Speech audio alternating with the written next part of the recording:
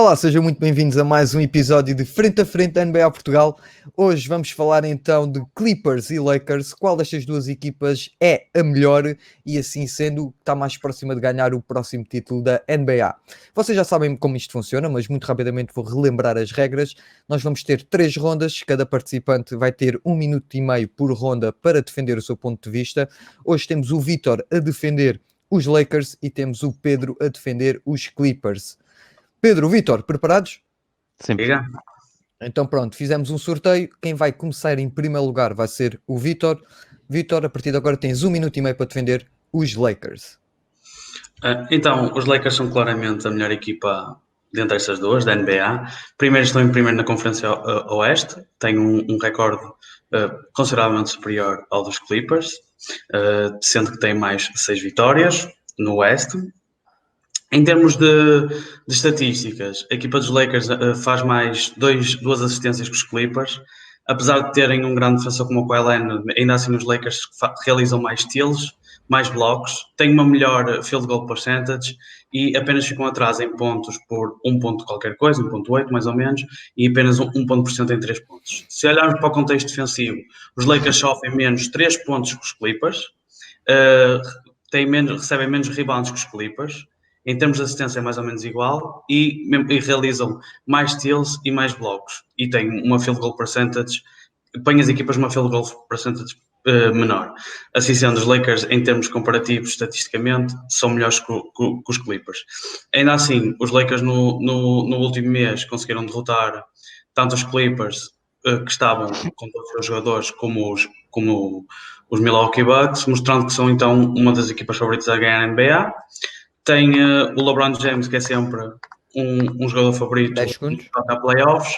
E pronto, na minha opinião, os Lakers são melhores que os LA Clippers. Está feita então a primeira ronda do Vítor a defender o porquê dos Lakers serem a melhor equipa da NBA. Pedro, a partir de agora a palavra é tua. Ok. Epá. Apreciei os argumentos do Vítor, mas não se pode esquecer que uma coisa é regular season, outra coisa é playoffs. E estar a comparar estas duas equipas em regular season, sendo que, e muita vez foi falada as sucessivas ausências de back-to-backs de Kawhi, a longa lesão de Paul George durante esta época, que falhou muitos jogos. Acho que o facto de ter melhores números, os Lakers, pelo menos para já, apenas na regular season, não vale muito. Mas este ano os Lakers e os Clippers defrontaram-se 3 vezes.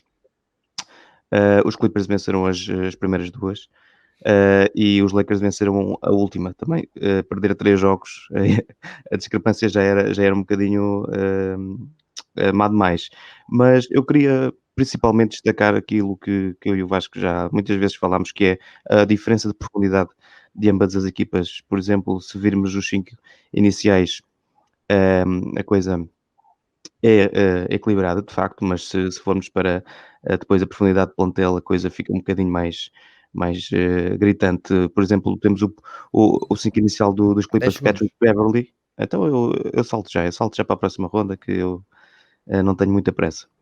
Ok, pronto, sendo assim o Pedro dá por finalizado a sua primeira ronda. Vítor, preparado para a tua segunda ronda? Sim, senhora. Então em 3, 2, 1, podes avançar. Então, se vamos referir então aos playoffs, como o Prem disse, vou aqui falar aqui de 3 problemas que os Clippers têm que vai acontecer quando chegarem aos playoffs.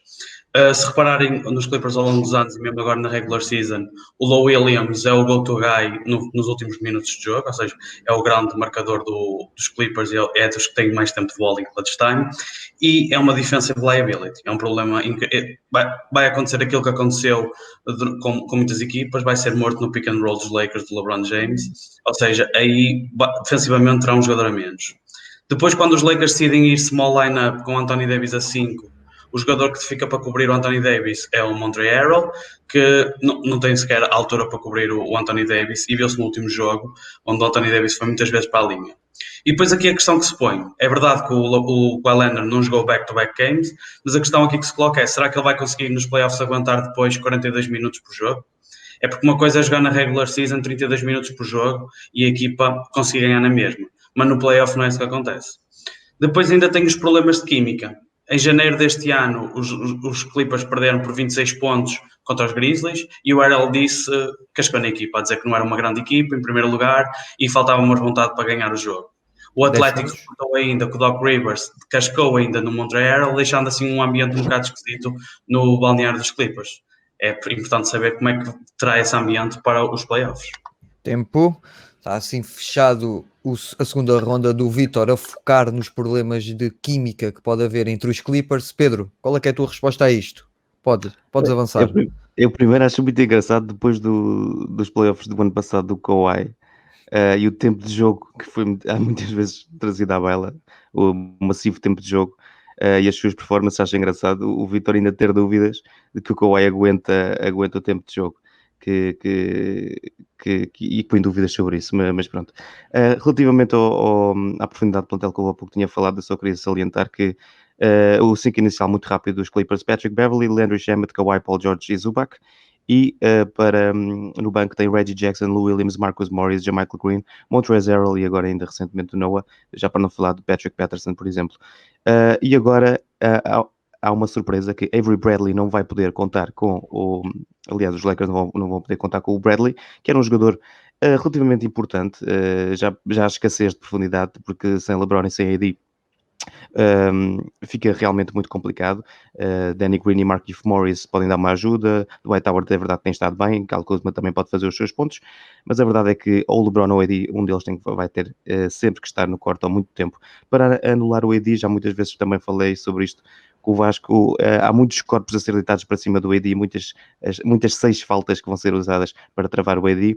O Paul George é um magnífico defensor e vai tentar fazer o seu melhor. Zubac, Montrezl Harrell, Joaquim Noah, o próprio Marcus Morris pode jogar a power forward para tentar cansá-lo. Por isso, é verdade que vai ser um problema, mas eu acho que vai ser resolvido. Tempo.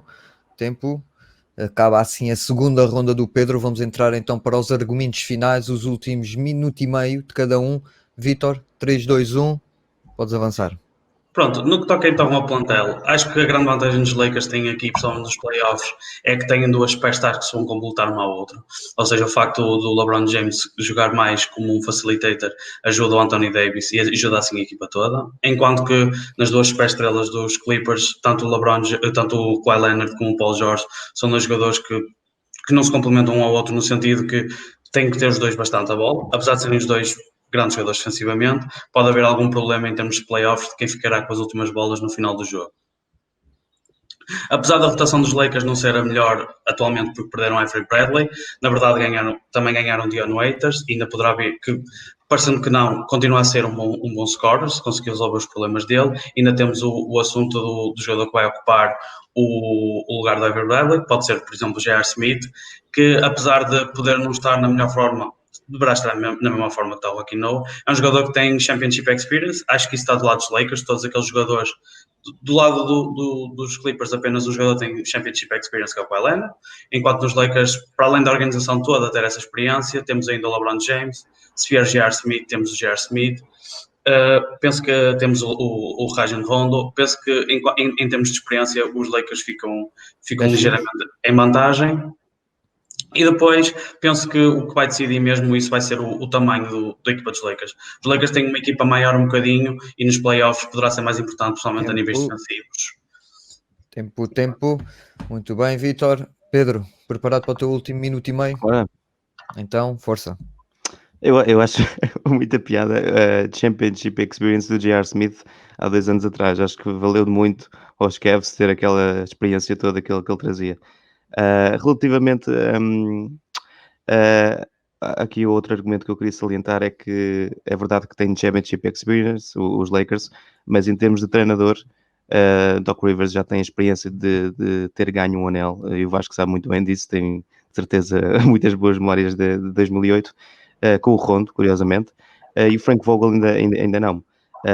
O Frank Vogel é o primeiro ano que está à frente desta equipa. É verdade, tem feito um belíssimo trabalho, ninguém está a pôr isso em questão, mas o Doc Rivers já cá anda há muitos anos, já está a liderar esta equipa há muitos anos, e finalmente tem as peças para trabalhar, as superstars para trabalhar. Relativamente ao argumento que o Vítor estava a dizer de possivelmente num último shot quem vai fazer, ou dúvida entre Kawhi e Paul George, isso ainda é melhor para o Doc Rivers, porque os Lakers, ou quem está, o adversário, não é? Vai ter sempre uma dúvida e isso poderá ser o suficiente para essa jogada dar certo. Por isso, eu acho que ao fim de tudo, 10 os segundos. Clippers, ainda não vimos os melhores Clippers, só vamos ver os melhores Clippers agora nos playoffs. Já não há fator casa que traria vantagem para os Lakers, por isso eu acho que este aqui vai ser o novo MVP das finais back-to-back. Fechado assim, chegamos assim ao fim de mais um frente a frente. Desta vez a pergunta foi Los Angeles Lakers contra LA Clippers, qual a melhor equipa neste momento da NBA? O Pedro e o Vítor defenderam então os seus pontos de vista e vamos deixar-te a ti, que estiveste desse lado a assistir, para deixares nos comentários para ti quem é que é a melhor equipa e quem é que achas que levou a melhor neste duelo de 3 rondas. Como sabes, todos os sábados vamos ter então aqui mais um frente a frente com novas perguntas. Se tens algum debate que gostavas de ver aqui comentado e discutido, deixa nos comentários que nós iremos então ler todos os comentários e se acharmos for uma pergunta pertinente, cá estará então num destes sábados para ser discutida. Do nosso lado é tudo. Se gostaram, não se esqueçam de subscrever. Muito obrigado e até ao próximo sábado.